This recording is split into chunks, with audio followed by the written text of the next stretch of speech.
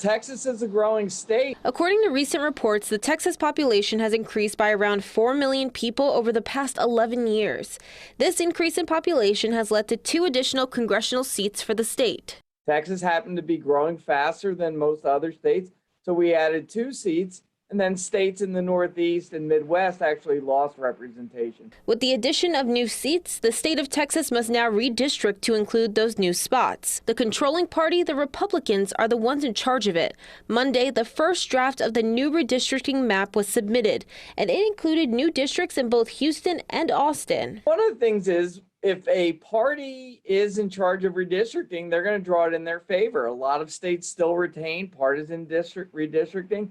Texas is one of them. But when we look at what the Republicans are doing, they're using the redistricting process to make Republican seats safer, meaning they're increasing the Republicans in their district. St. Edward's University political scientist Brian Smith says Democrats will fight back, calling these new redistricting maps unfair and a form of gerrymandering. The Democrats will sue, and there will probably be civil rights legislation involved, because when we think about redistricting, you cannot draw lines to intentionally harm racial and ethnic minorities. That's precisely what Democrats and the NAACP, LULAC, and others will be claiming is happening, that you're disadvantaging minorities who had their preferred candidate and making that district more red, more Republican. The NAACP agrees, calling this another example of, quote, an anti-black movement led by state leadership,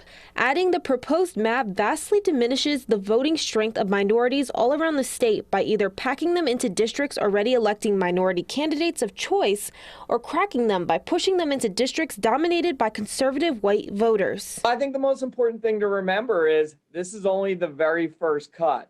We're going to see other maps being drawn by the political parties, legislators. The federal courts always get involved in Texas redistricting. It's as constant as gravity.